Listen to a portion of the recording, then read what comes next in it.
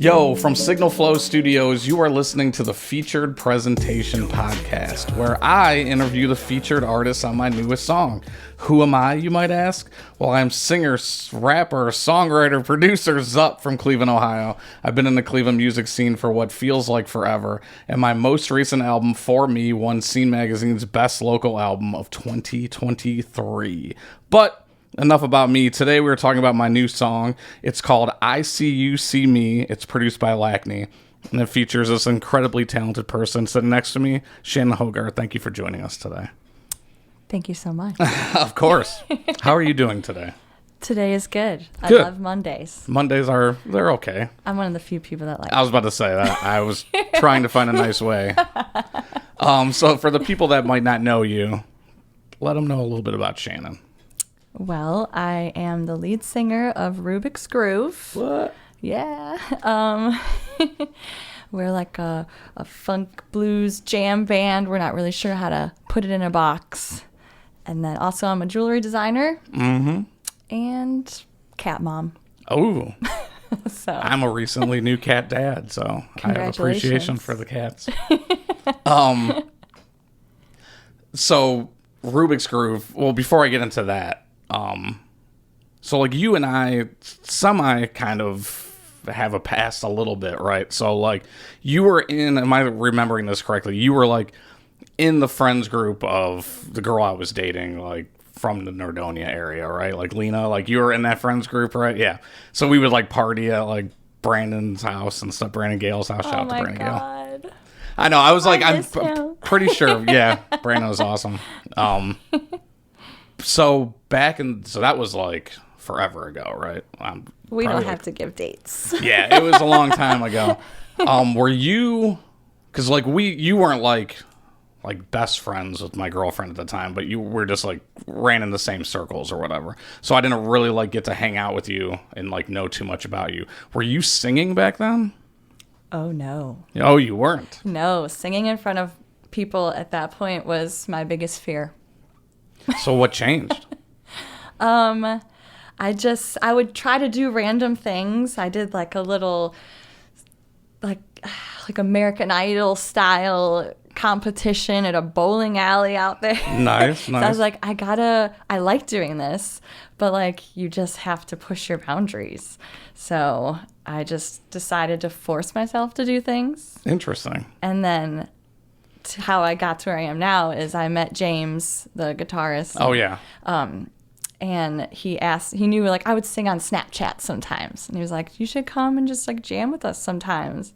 And I was just like, I have no good reason to say no. Yeah. I should just say yes. And the worst thing that could happen is they never invite me back. Right, yeah.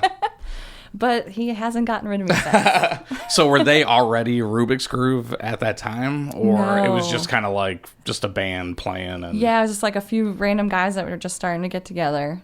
And then we formed a band called Charlie. Okay.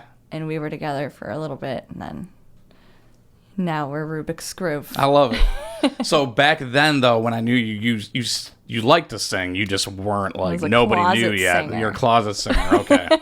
Interesting. Yeah, because when I stopped doing music, when I went on like a hiatus for a while, I was off social media too and everything, you know.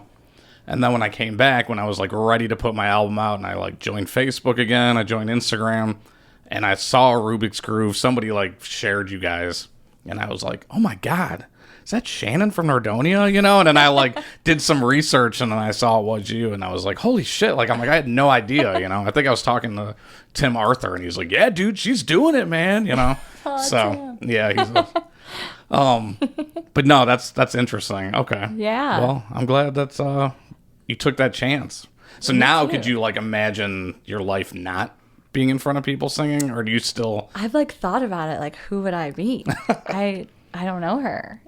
So I'm glad, you know, you just gotta, if you have something that's kind of knitting you like in the back, you know, of the head, like nitpicking you, I guess. Yeah. Just go with it. Yeah. Because I've met so many beautiful people and have had so many awesome experiences. Oh, for sure. That I can't imagine who Shannon, who doesn't sing and only sings in the closet, would be. Right. So how long has that been then? Like when did you guys start doing that? Like, Do you remember how many years ago that That was was? probably, maybe we started like getting together in like 2017. I think our first show was in July of 2018. Okay. Yeah. Jewelry. Yeah. Talk about the jewelry. Yeah. I went to Kent State for jewelry and metals. So I have been doing it a while. So I tried to do some different avenues, and now I just found that I'm not great at working for other people. So I've just been having my business for maybe like 5 or 6 years. So. Well, that's awesome. I mean, entrepreneurship is like the dream, right? You know? So it's, I mean, in theory, it's the dream. Downs, yeah, for sure. But it is nice, like you said, to like kind of be your own boss and, you know, not have to worry about other stuff. But yeah, it was the getting somewhere on time in the morning for me. So now I just wake up and go over to my bench whenever I feel like it. Beautiful. Where can they find that? Like, find your stuff at? So I have a website, crescentrosecraft.com, and then I'm at all the I'm at all like the pop-up markets around town and a couple shops. But I'm soon going to be moving into the Screw Factory. Ooh. I have to sign my lease. I was going to do it later today. Oh, nice. So- And that's in Lakewood, right? Yeah. It's a big building of artists. So Yeah, that's a pretty cool place. I went there a few times. Well, that's good. Yeah. And congrats on that. Thanks. Making a step. Yeah, there you go. All right, so back to the music stuff and for this song. So this is like a very different type of feature, I guess. Like when I asked you to be on this song and then probably on this podcast, you're like, you know, my part on here is like, you know, in the background or whatever, but it's such a incredible, like, beautiful part. Like, obviously I had the song before you were on it, but like now I can't like imagine without you on there. Like, you just amplified the song so much. It's just incredible. It's just the best way I can describe it is just like beautiful. I think I told you, I'm like, oh my God, your voice is just like so beautiful. Thank you. It's just great. It really drives home what I was like trying to do. So guess back to the start of this song. So Lackney, who also is another Nordonia guy, Evan Baroda. So for those who don't know, Nordonia Hills is like Northfield, Macedonia, and Sagamore Hills. So they called it Nordonia Hills. So that's where we're all kind of where we grew, you know. That's where the seeds were planted. So Evan, you know, he reached out to me last year when my album was done and was like, hey, I make beats. And I was like, what? You know, because I had no clue. I've told this story before because he produced my song Glizzies with James Begin. And so since then, he just kind of randomly sends me texts like, what do you think about this? You know, he'll just send me beats. And not really so much like, here, do you want this or whatever? He just wants like feedback. Yeah. So, and I appreciate that because I love that stuff. You know, anybody send me whatever, I'll listen to it. So, the one day, like randomly, he was like, hey, I made this beat like specifically for you. Like, let me know what you think, you know? So I put it on and like instantly it was like, yes, like this one is the one, like for sure. Like, I'm like, you know exactly what I want. And I think the other thing that I loved about it too was that it was like, every beat he sends me is really good, but he's like figured out how to do different styles, and every style he sends me sounds great. So like when I heard this, it was completely different than his other stuff, but it was still so good. So I was just like, oh my God, like you're even good at doing this, you know? Yeah. So I was like instantly like in love with it.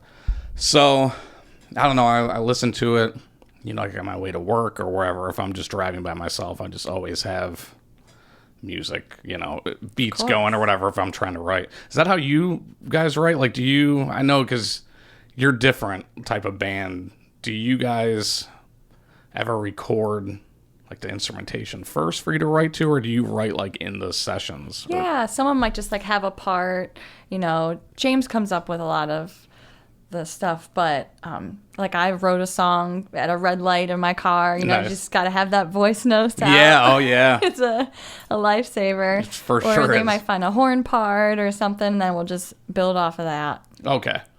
Yeah, I do. A lot of the stuff is just like in my head, like going over and over and over again, right? So I'm driving and I kind of like, I came up with a melody, then I came up with another melody, and then I came up with like another melody. And I was like, fuck, which one do I want to use, you know? Mm-hmm. I'm like, well, why don't I just use all three, you know? Like this catchy melody for like the first part of the verse, catchy for the second part, and then like extra catchy for the hook, you know? And that, it's kind of silly for me to say that because it's like I feel like that's what everybody does when they try to write catchy stuff all the time.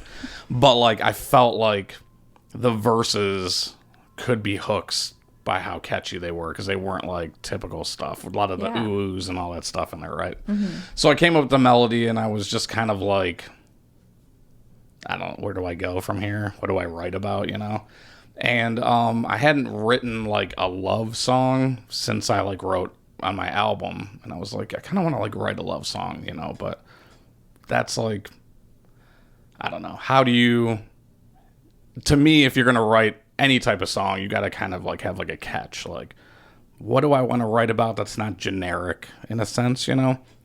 So I'm like going over the stuff and I'm kind of coming up with the hook, and I came up with the making love on the beach to a mixed CD part or whatever. And I was like, oh, that's it. I think I texted Evan, like, the song's going to be called Mix CD, like, trust me, you know, whatever. So then I had this idea, like, all right, I'm just going to, like, the verses are going to be about, like, different songs that, I don't know, that, like, we like together or whatever the case is, right? So I'm like, oh, yeah, it's going to be cool. I'll just, like, steal, like, song titles and everything. And, like, I shit you not, like, the next day I was in the car, and I had, like, my playlist on shuffle. I forget who it was. It was like a reggae band, but they had literally the same song. And it was like not a mixed CD thing, but all the verses were different lyrics to, like, you know. Oh my And gosh. I'm like, you gotta be shitting me. Like, this always happens to me. Anytime I have like what I think is a good idea, the first thing I do is I Google it, you know? And I'm like, does anybody else do that? You know, like we're talking about doing art.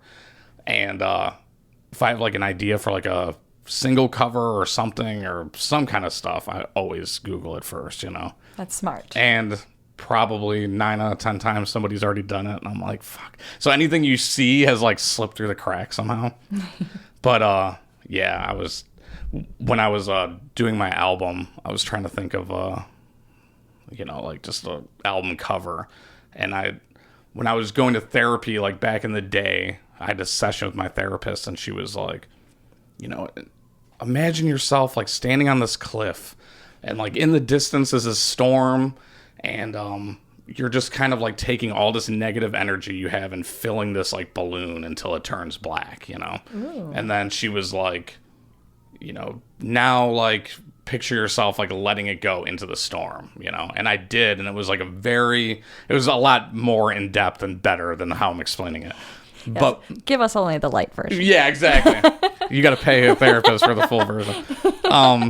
So it was extremely moving. Like, I remember, like, because we were both had our eyes closed, and like we both opened our eyes and we're both like crying, you know. Like, it was very moving experience. So I'm like, I want my album to be that. So I'm like, oh, the black balloon, that's what I'm going to use. So I Google it, and there was this rapper named NF, and his whole thing was black balloons. And I was so pissed. I was like, what do I do now, you know? Because I had it in my head for like years. But anyways, I figured it out eventually.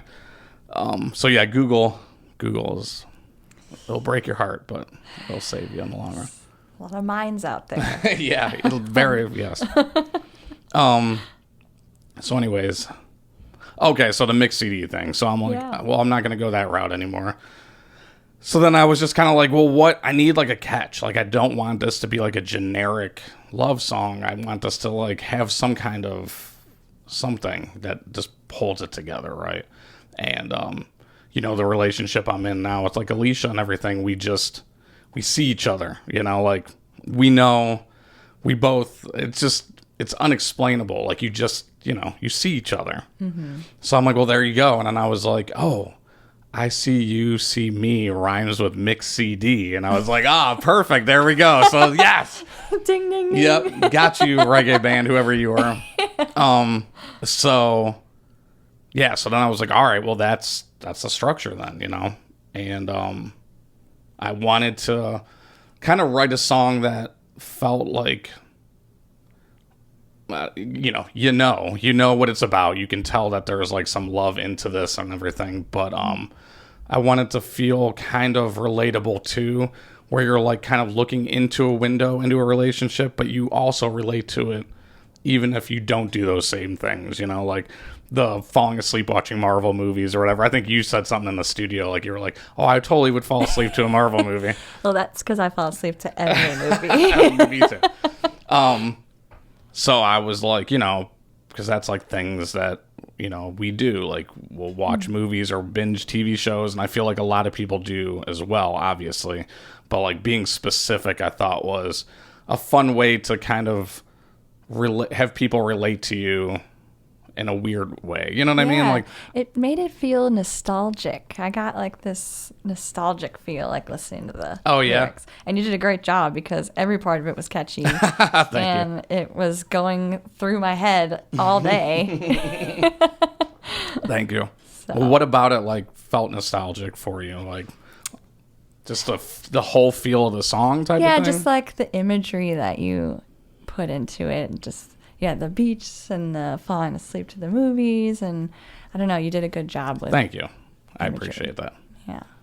Well, so I so I did it and I was happy with it, but I wanted something more to it also, like I said. And so I hit you up and I was like, hey, because I could, the music you make with the Rubix Groove sounds nothing like this music, Mm-hmm. And so it's kind of like, I didn't know if you'd want to do it or not, like, because it was so different, but I was like, you have a great voice, and I think it would just kind of like, it's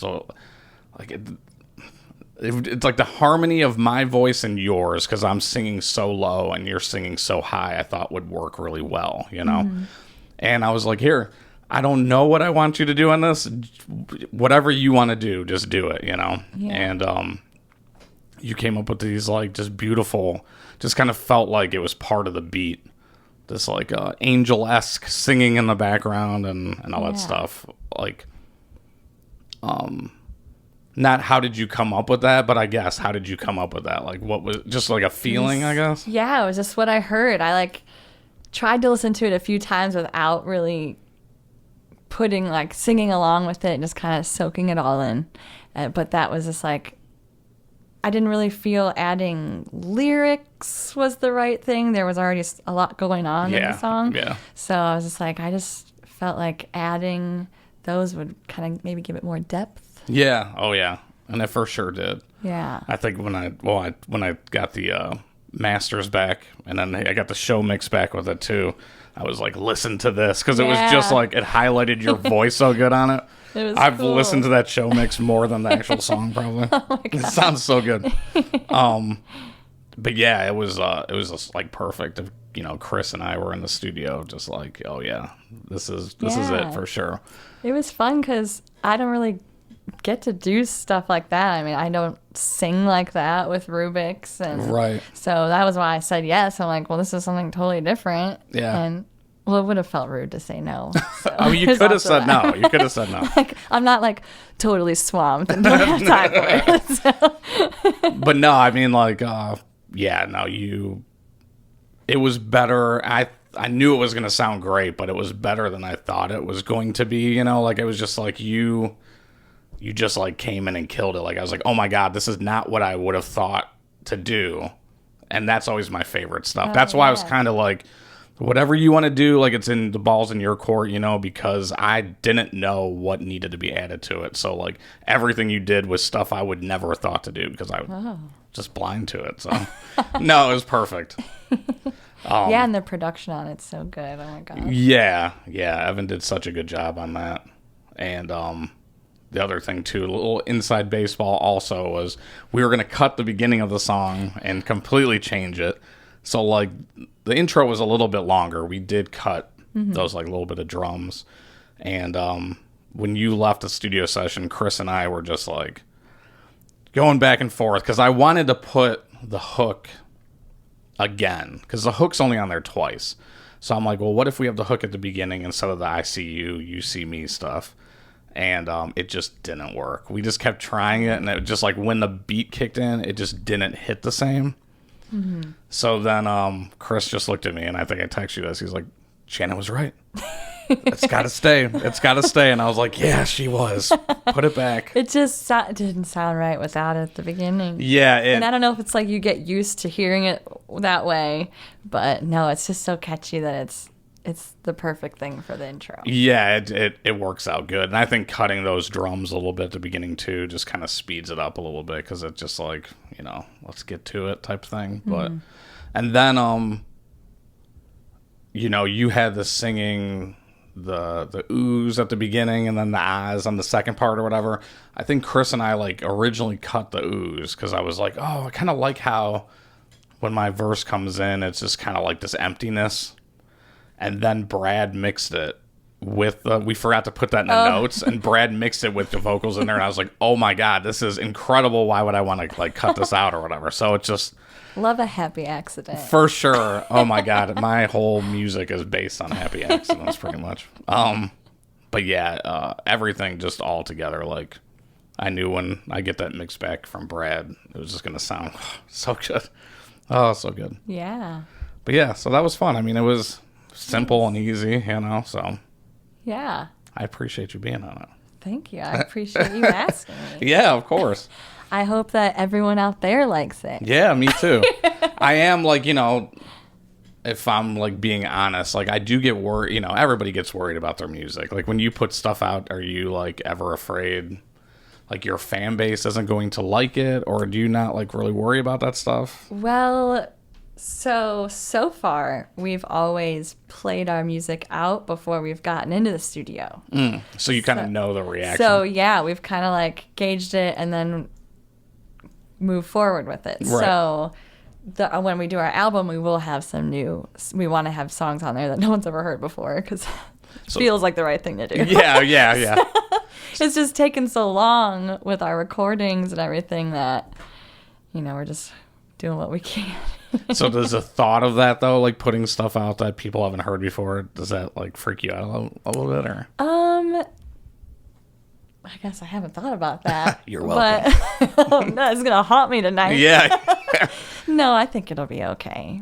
I think it probably helps too having so many people in a band together. Yes. You know, there's 7 of us, so. Yeah, if all of us are on board with something, it's got to be good. Probably people that like us will agree. Right, yeah. But, I mean, I don't know. I'm sure it's going to be great. I mean, everything you're putting out so far has been great. So. Thank you. But I get freaked out about that stuff. So, like, you know, in the back of my mind, like, I might love the song, but I'm all over the place. My music is, like, literally all over the place, you know? So it's like... when I do stuff, I just do stuff based off feelings, you know, like this is what felt right to do this song. Yeah. So hopefully you guys will enjoy it, you know. I love it. I love it absolutely. Yeah. And I even told myself if nobody likes the song, I don't give a shit because I love this song. But I don't think that will be the case. I think people will like it. But yeah. But it's personal. So that is, you're putting part of your soul out there. Mm-hmm.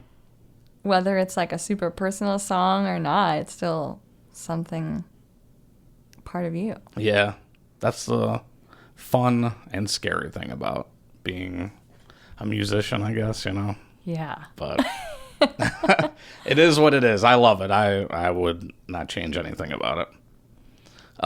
Well, before we wrap things up, like I was trying to think if I had any more questions for you as far as like your music goes. I just like learning how other people do stuff or whatever. So like, okay, with the band, you said there's 7 people in the band. How often do you guys like practice? That was a bad time to take a sip. No, but if you're looking on the show right now, there is a crystal inside of her water. This is Look my at that. good luck crystal, I think. I'm not sure.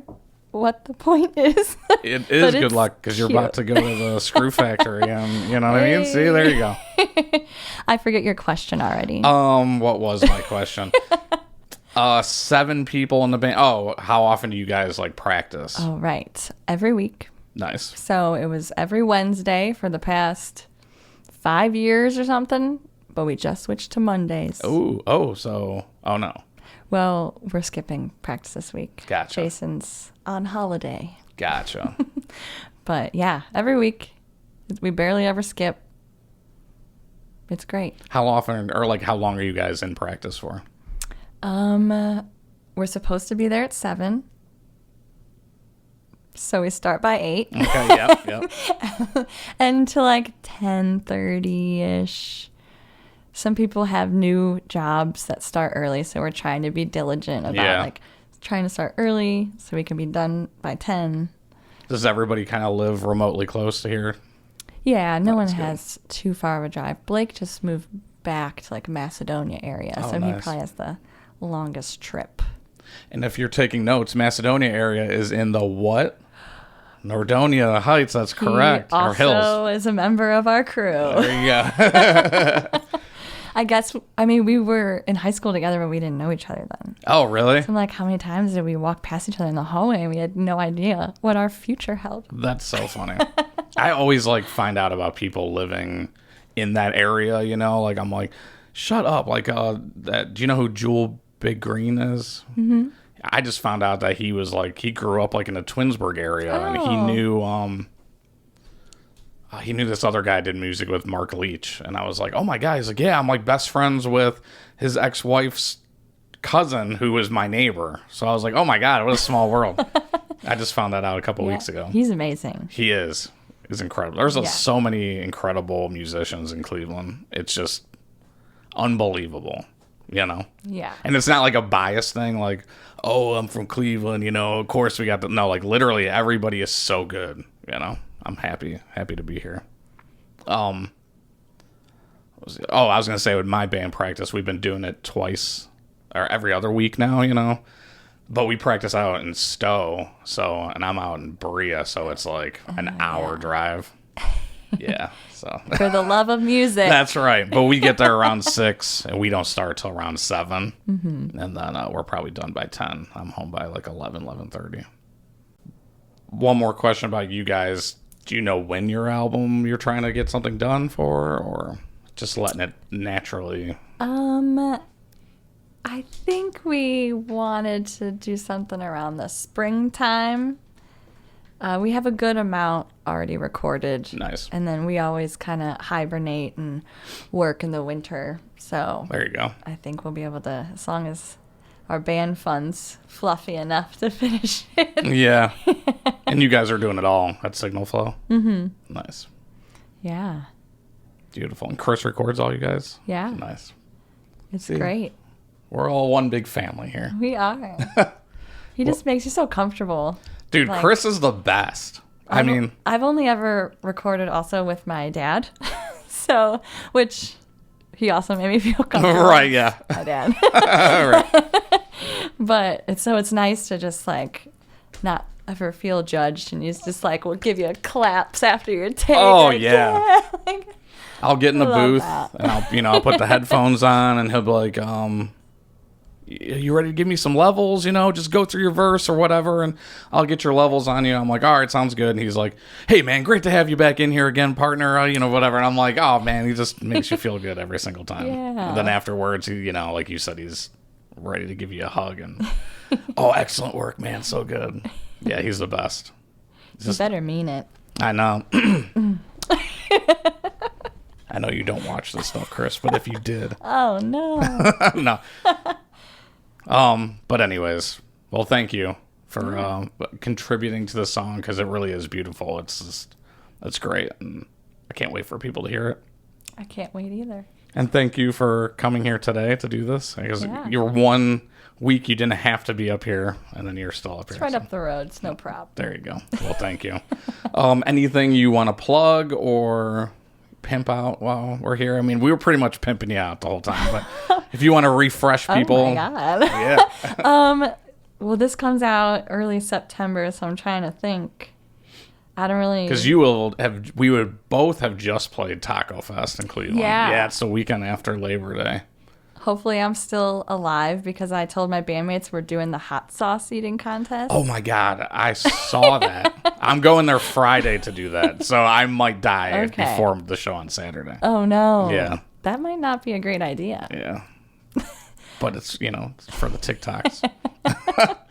That's what I said too. Yeah, there you go.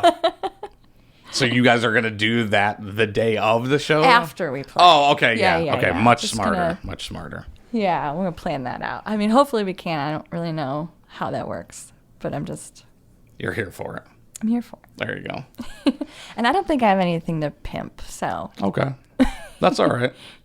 Yeah, I mean, just go check. Where can they find you on the socials or, if you want them to find you? So I had to make my personal account private.